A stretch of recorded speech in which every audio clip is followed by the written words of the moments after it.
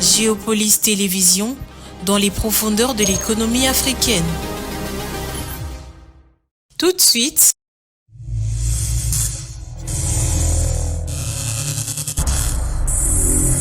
le journal.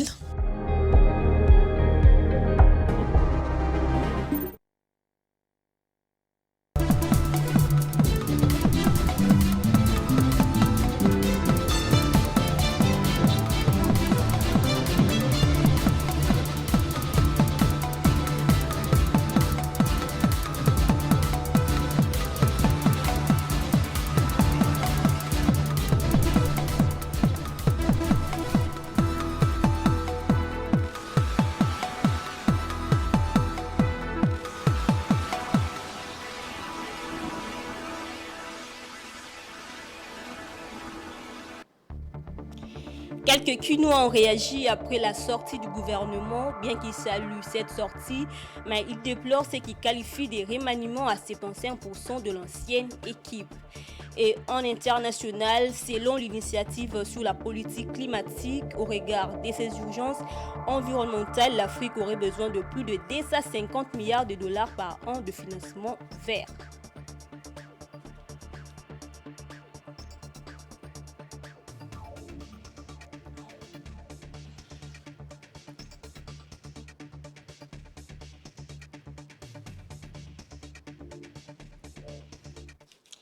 Madame, Messieurs, bonsoir, bienvenue dans ce journal. Les réactions fusent de partout.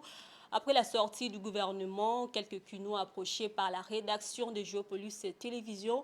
Si les uns saluent la configuration de cet actuel gouvernement, d'autres par contre fustigent le fait que plus de 75% de membres de l'ancien gouvernement sont reconduits. Suivez. C'était vraiment un changement de bout en bout de toute l'équipe gouvernementale parce que les précédents ministres nous ont montré leur capacité et leur insuffisance. Nous avons besoin d'une nouvelle équipe, vraiment d'un nouveau vent. Mais c'est vrai qu'il y a des nouvelles têtes que j'apprécie personnellement, comme Yolande Elebe de la culture, j'apprécie parce que c'est vraiment une femme de culture. Il y en a une ou deux têtes que j'apprécie, mais les autres, on les connaît déjà, on connaît déjà leur bilan presque. Je vois vraiment que c'est carrément un remaniement à 75%. De voir directement un gouvernement et tout ça, c'est bon. Et ce qui est un peu étonnant, de voir un ministre qui était du défense, on l'envoie vers un peu le transport. C'est vraiment étonnant. Parce que chaque personne doit avoir une filière où il est expert en ça. Et quand on voit une personne exerce des filières, bon, on ne sait pas, il est spécialiste en quoi. Qu'il fasse des choses pour l'intérêt du peuple. Qu'ils ne fassent pas des choses pour l'intérêt de leurs enfants qui vont envoyer à l'Europe et tout ça. Ou bien leur compte bancaire et tout ça.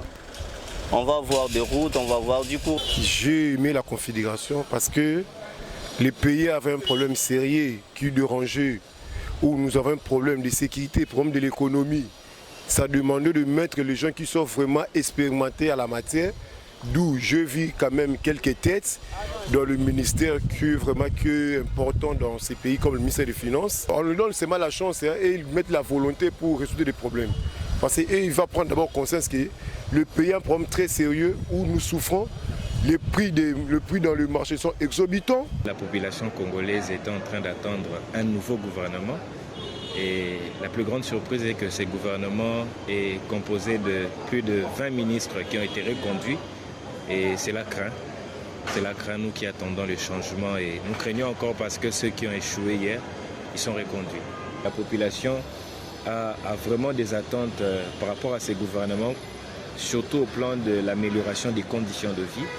Et ces gouvernements, nous espérons qu'ils vont pouvoir améliorer les conditions de vie de la population parce que nous dirons qu'il a réussi au moment où nous verrons l'amélioration des conditions de vie de la population.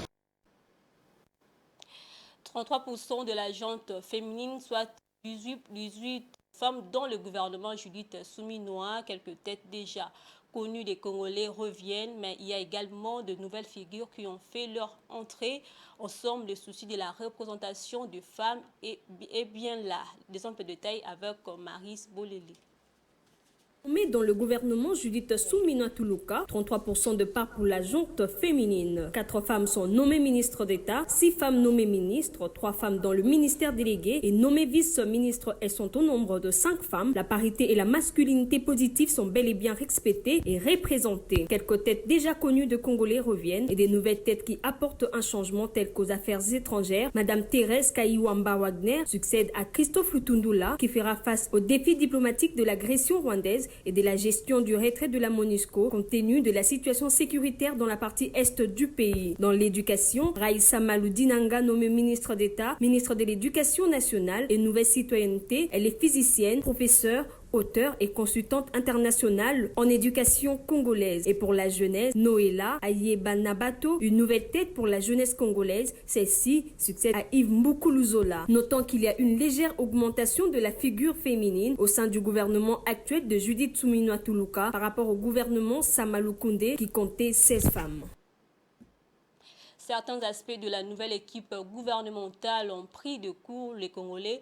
C'est le cas notamment de la sortie de Christophe Lutundula. Le désormais ancien vice-premier ministre a été de tous les combats pour porter la voix de la RDC. Mais plus surprenant encore, la nomination de Constant Moutamba au ministère de la Justice et Garde de Sceaux. Moutamba, 36 ans, a été candidat malheureux à la présidentielle de 2023 et sa lecture sur les questions de justice et du conflit rwando-congolais laisse paraître un homme de conviction.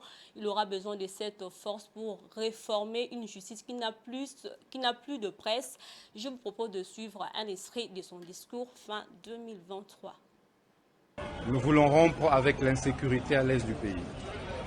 Notre priorité sera de faire arrêter M. Paul Kagame une fois élu président de la République.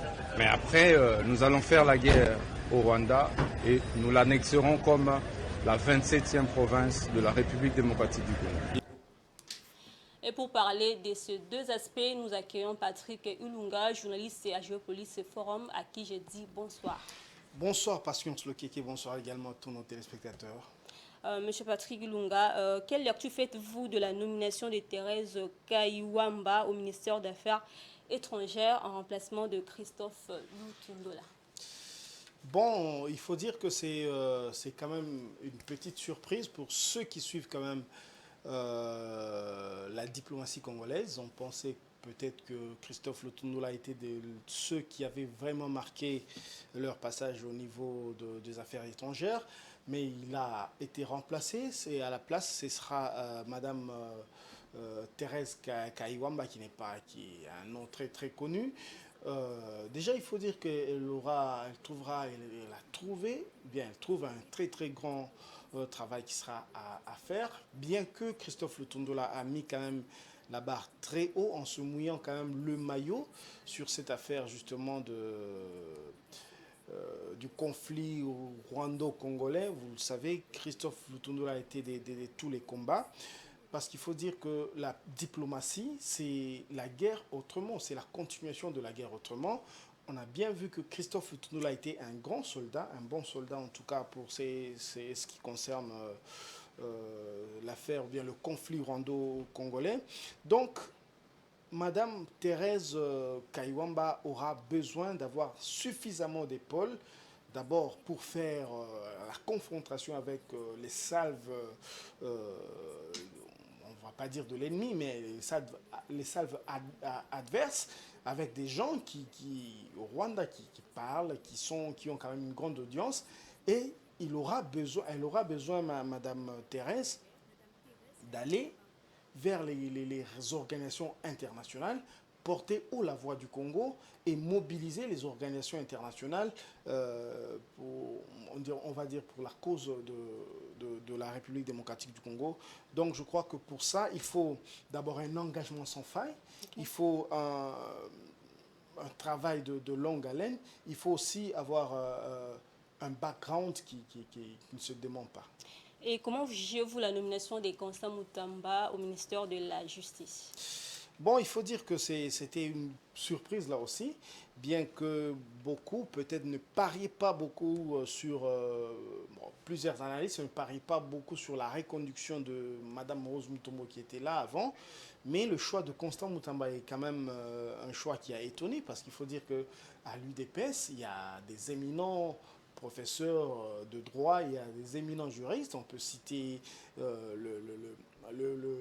le juriste comme Jacques Chabani, qui a hérité du ministère du vice-premier ministère de Intérieur et Sécurité.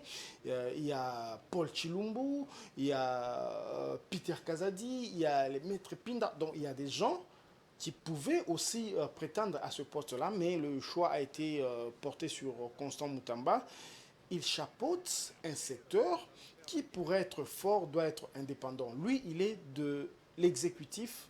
De l'exécutif.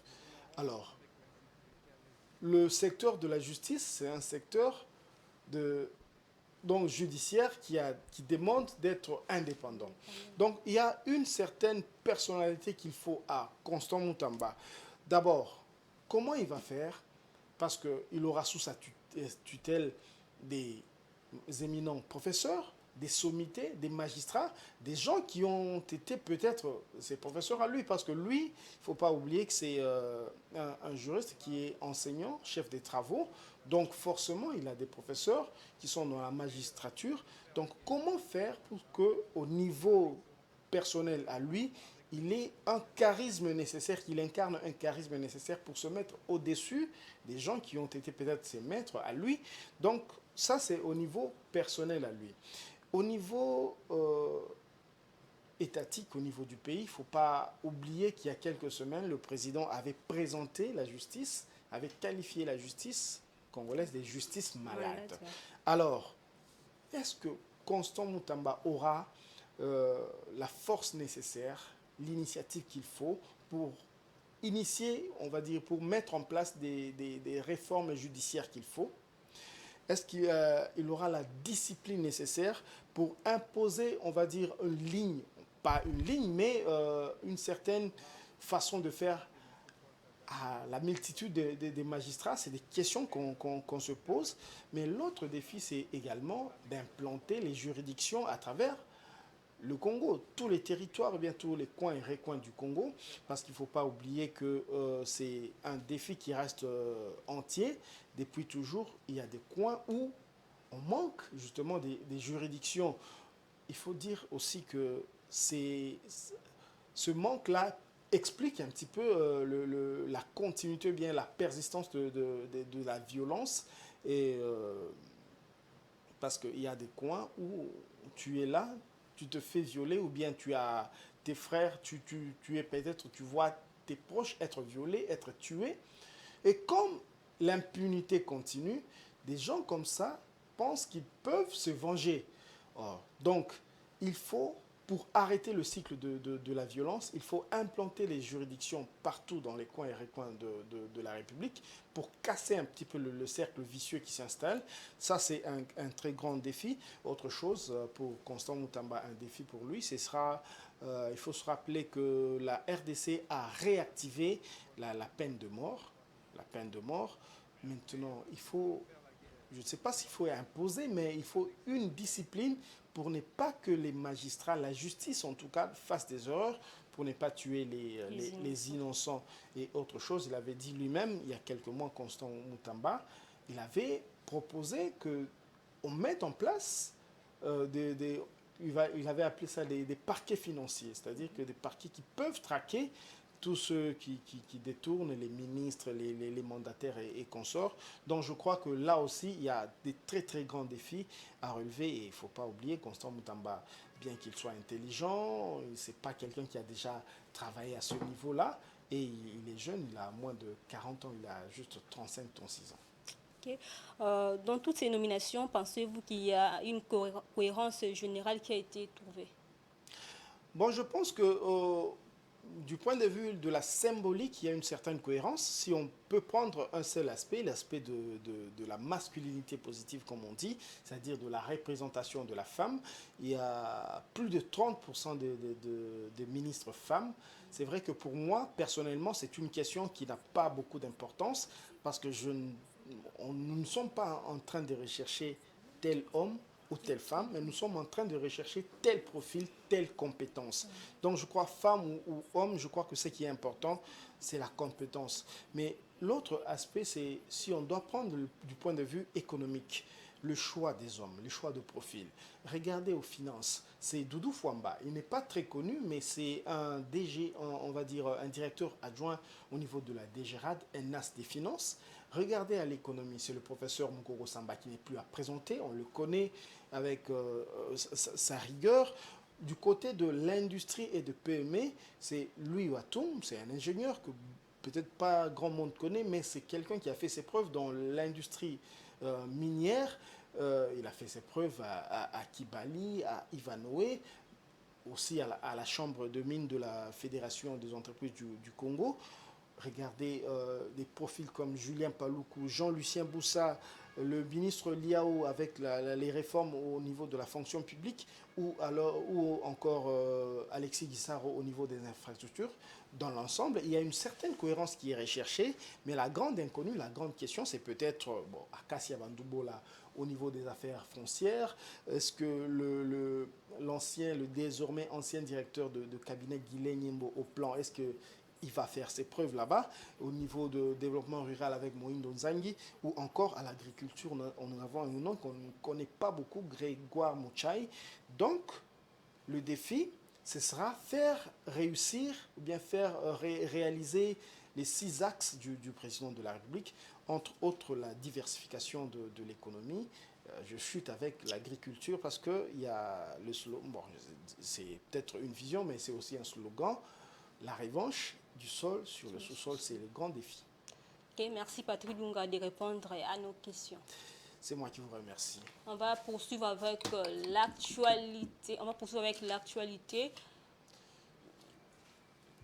Monsieur Kizito Pakabomba a été nommé ministre de Mines dans le gouvernement Judith Souminois Toulouka. Il succède à ces postes très stratégiques à Madame Antoinette Samba Kalambay. Qui est-il? D'où vient-il? Que peut-il dans ces secteurs porteurs de croissance à la base de l'augmentation de recettes internes? De plus en plus de taille avec Dieudonné Bouanali.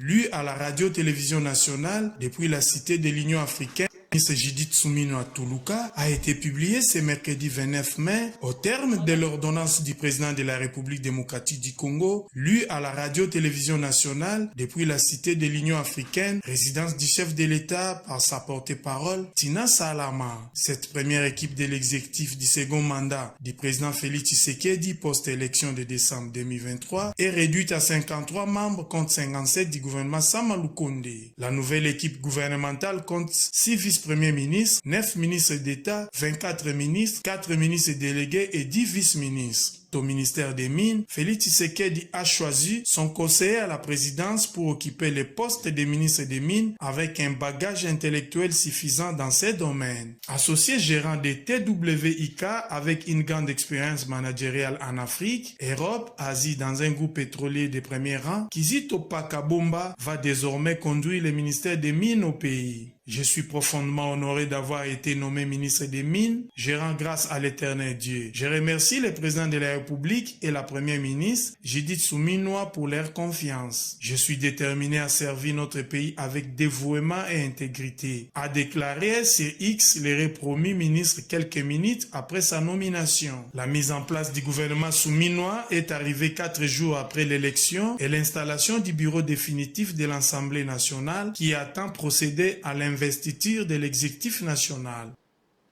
Et en sport, le ministère des Sports et Loisirs a un nouveau locataire en la personne de Didier Boudimbou qui a été nommé à ses postes au sein du gouvernement souminois ce mercredi 29 mai 2024 en remplacement de François Kaboulo. Quels sont les défis qu'attendent le nouveau patron du sport en République démocratique du Congo? Tentative de réponse dans cet élément de Blaise Pouzola.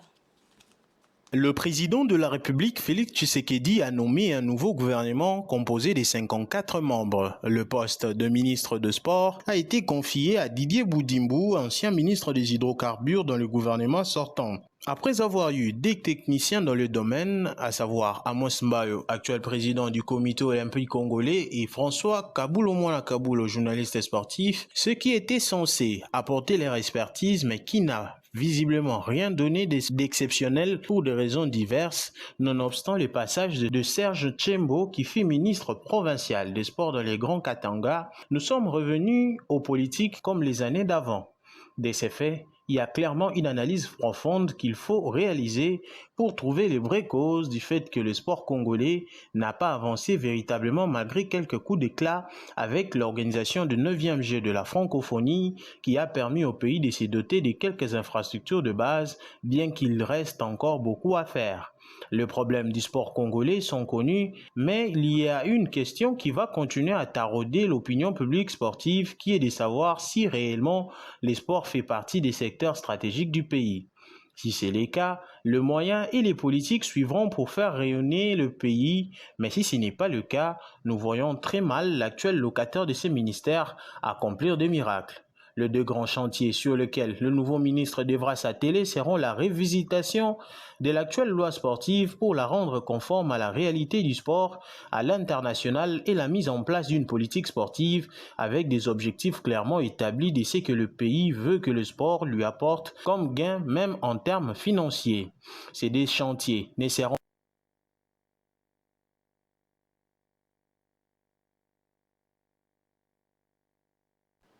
Lancé depuis mai 2022, soit près de 4 mois après la pose de la première pierre par le chef de l'État, Félix-Antoine Tshisekedi, comment évoluent les travaux de construction du port en eau profonde dont Momat et Béni Fombo, deux pêcheurs sur place au nom de Géopolis, tentent de répondre à cette question dans ces reportages.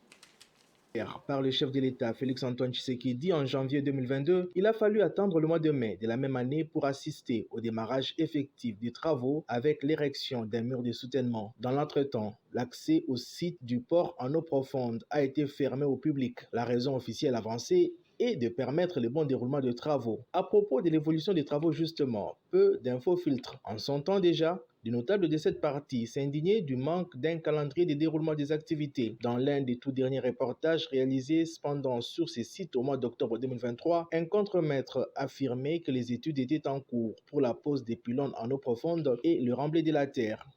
La minute toujours une étape pour un sondage. Il y a sondage pour la qualité à ma belle où ils en ont. Pour tout le monde, oyebi ba qualité ya mabele oyo eza na se po ndenge bakosala ba pylone toyeba na combien de mètres oyo tosuka yango mosala tosala yango mpe tosala libanda.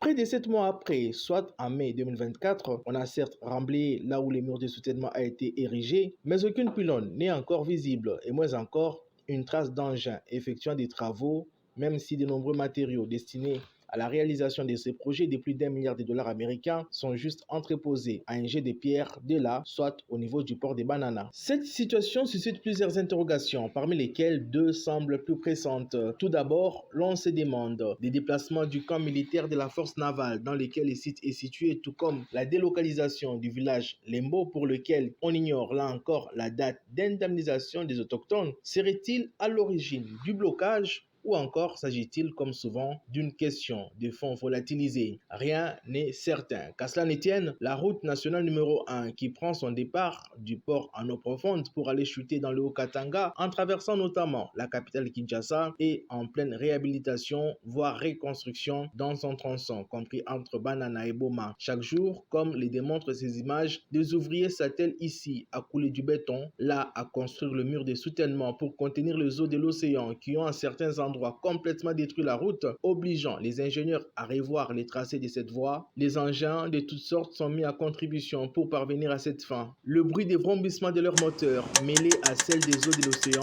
font oublier pour le moment ceux qui devraient être émis par les engins sur les sites de la construction du port en eau profonde. Et la Cour de justice d'Afrique de l'Est annule la session prévue pour le mois de juin. Cette instance fait savoir qu'elle n'est pas en mesure de réunir le parti prenante de la division de première instance qui s'est réunie tout le trimestre faute de budget suffisant. Patrick Lunga.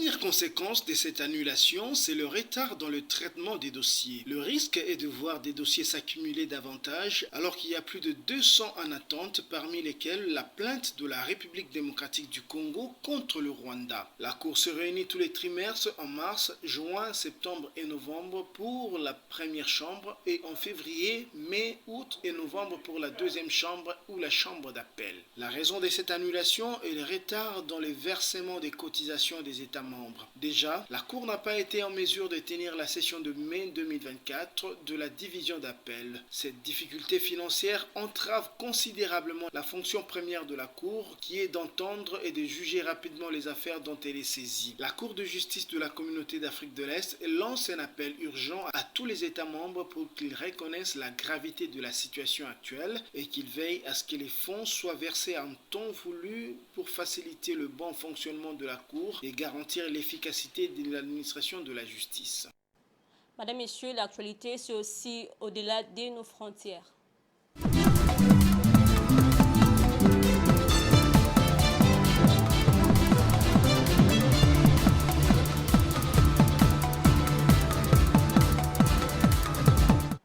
L'entreprise de services et des solutions digitales Inetum étend ses activités au Maroc pour un investissement de plus de 50 millions de dirhams. Le projet vise à soutenir la transition numérique du Maroc en développant de services innovants et en créant des emplois qualifiés jusqu'à 1500 à l'horizon 2027. Inetum s'est par ailleurs engagé à améliorer le service rendu aux clients avec un meilleur ratio investissement-efficacité ainsi qu'à accélérer l'intégration de l'intelligence artificielle générative. Suivez.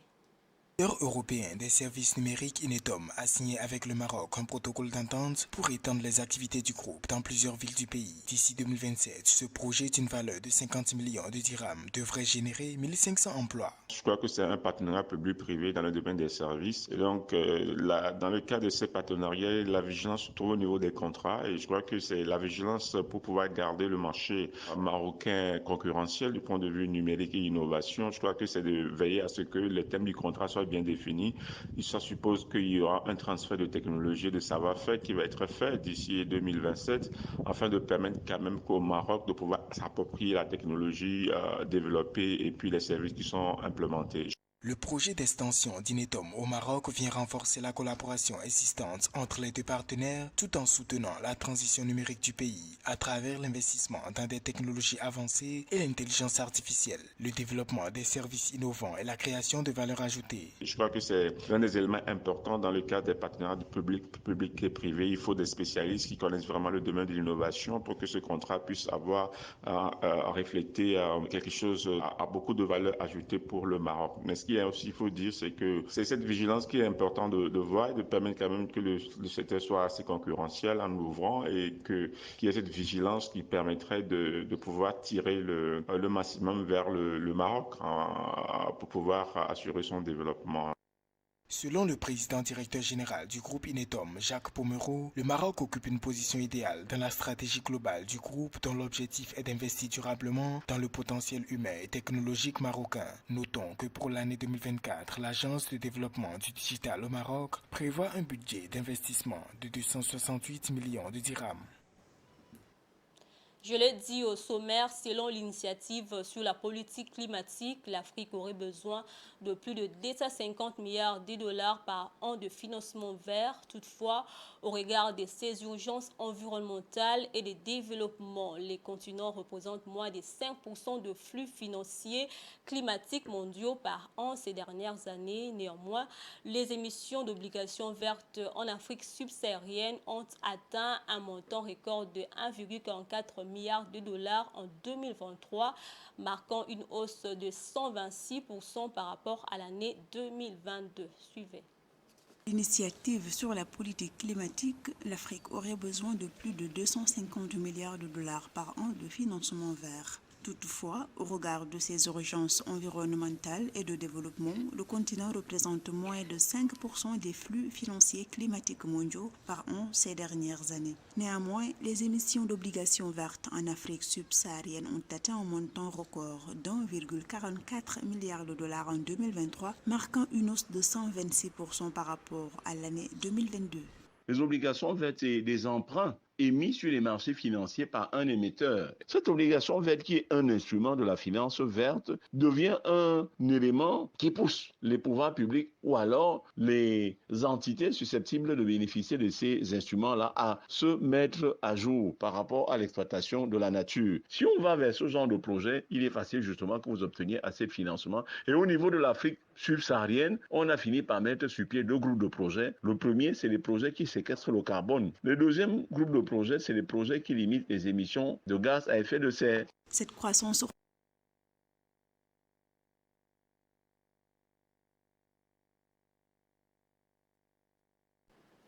Madame, Messieurs, l'actualité se poursuit avec la revue de presse.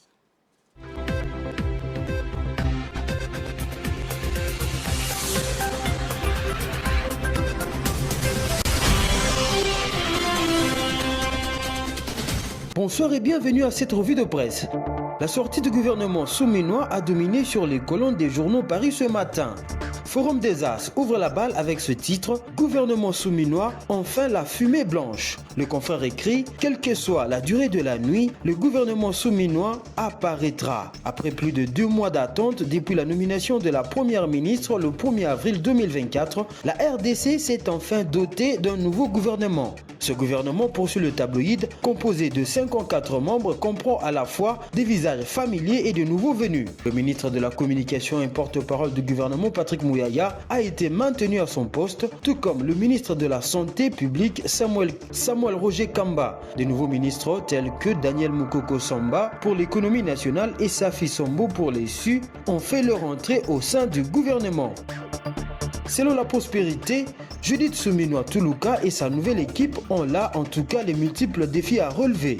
La coordination des actions ainsi que la cohésion gouvernementale s'imposent. D'ailleurs, la réussite du deuxième mandat de Félix Tshisekedi, dont l'installation de nouvelles institutions aura déjà bouffé plusieurs mois dans les vides, en dépend étroitement. Si l'actualité.cd note une avancée significative en matière de représentation féminine avec 17 femmes nommées, soit une représentation de 31,48% alors que la précédente en comptait 16, Politico.cd lui parle de 33% à raison de 18 femmes sur 55 comptant la première ministre elle-même. Autre chose qui a intéressé la presse, c'est le dossier à la justice lié au pasteur Kassamba Kana dont les plaidoiries ont eu lieu récemment. Info 27 revient sur l'affaire et renseigne que, dans son réquisitoire, le ministère public a sollicité une condamnation de 20 ans pour le pasteur pédophile ainsi que la fermeture de son église. Les accusations portent sur des actes de harcèlement sexuel, mariage forcé et atteinte aux mœurs. Géopolis, qui revient à la charge, a indiqué que le verdict sur le dossier de la pédophilie interviendra le 7 juin après plaidoirie. Signale le Tri Hebdo, la Ligue de la zone Afrique pour les droits des enfants et les élèves, l'ISADEL en sigle, reste convaincue que les prévenus seront condamnés aux peines prévenues par la loi.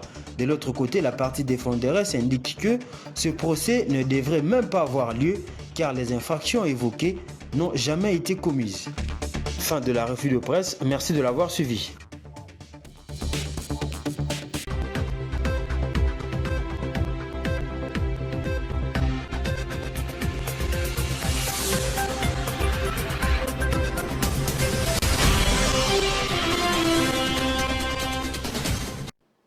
Ce journal est terminé. Je vous rappelle les différents titres.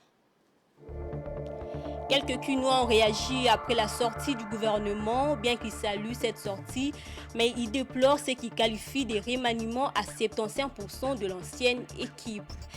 Puis en international, selon l'initiative sur la politique climatique au regard de ces urgences environnementales, l'Afrique aurait besoin de plus de 250 milliards de dollars par an de financement vert. Et voilà, c'est tout pour ce soir. Madame, Messieurs, merci à vous de l'avoir suivi. Au revoir.